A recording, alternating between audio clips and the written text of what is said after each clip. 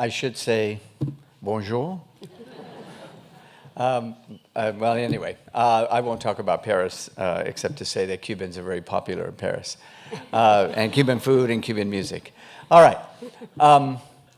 I suspect that all of you know that Cuba is going through a tremendous transition, an enormous change compared to what has been going on in Cuba since 1959.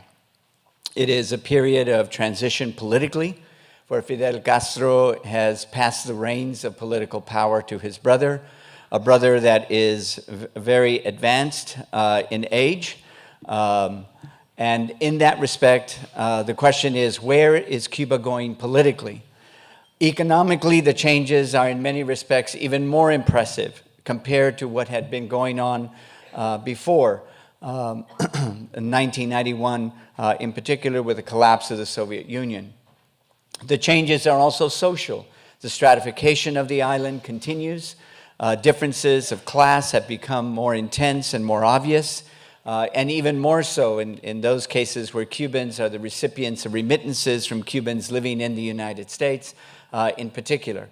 And the questions of race and class continue to bedevil Cuban society. It is a period of change culturally, in the ways in which influences from outside of the island, including that of the United States, continue to exercise an impact in terms of cultural expression, whether it's in literature, whether it's in cinema, and particularly in music. But there are also continuities. And one of those continuities, ironically and in my opinion, sadly, is the position of the United States regarding the island. An embargo that, for all intents and purposes, is an example of absolute failure, an embargo that makes no sense in many respects, an embargo that is based on Cold War ideas that are pretty much in the wastebasket. And so we have to ask ourselves, in the midst of all these changes, why is it that the United States continues a posture toward the island that in many respects hurts no one except, in many respects, the Cubans themselves? It is also a period of time of another continuity, and that is the continuing question, what does it mean to be Cuban? What do we mean with cubanidad? So our course will encompass all of those factors, and yes, we'll discuss mojitos, we'll discuss Cuban salsa music. You will be asked to dance. Those of you who don't know how to dance will learn how to dance. Those of you who already know how to dance will learn how to dance better. And I trust we'll have a great time, as well as some meaty discussions in this course. So I look forward to those of you who will make the trek to Lafayette. Thank you very much. Alex, could you stay? Yeah. As you can imagine, what we have in Professor Saragoza is not only a historian and an ethnic studies professor, we have somebody who has studied cultural tourism in Cuba. And so he's also going to be leading our Cuba trip. And so if you could say a few words about the fun and amazement that would happen. You are well known for leading a great trip. Could you say a few more words about it? Of course. First, I want to say that I trust that those of you who have considered traveling to Cuba will do so soon, because what Cuba is now, National Geographic, I think it's the magazine called Traveler, National Geographic Traveler, a few months ago came out with a leading front page story, and it was, you got to go to Cuba now. Because all of those things that we associate with Cuba, particularly since the revolution of 1959, are likely to change. And they are changing literally before our eyes. So for many folks, this is a last chance, in a sense, to understand the island during that period of time.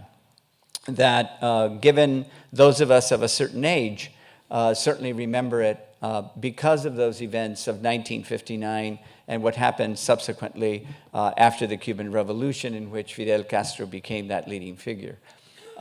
So for those of you who have this interest, now is a time to understand the legacies of that period of time as it is reflected architecturally. It's reflected in the ways in which Cuba tries to sustain some of that legacy in the face of those realities that clearly indicate that some of that legacy has to change and has already changed.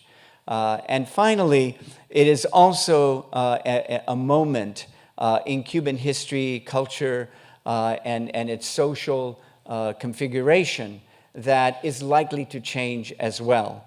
So this is an opportunity through a lot of different excursions, interactions with Cubans and so on, going out in the evenings and interacting with Cubans, of going to nightclubs and musical venues and so on, in order to capture this particular moment, a moment that is fading quickly. And I trust that those of you who take the opportunity to go on this trip will come back with not only great memories and wonderful interactions with the people who go on these trips and so on, and the folks that are obviously engaged in learning from this excursion and these encounters, but also a historical moment in the sense that we come back with a vision of Cuba that is likely to be, in many respects, another type of legacy that will be with us as a consequence of this trip. So I trust that that's a good enough plug for the moment. It sure is. Thank you. And I'm sorry I didn't bring any music and mojitos. Thank you, Alex.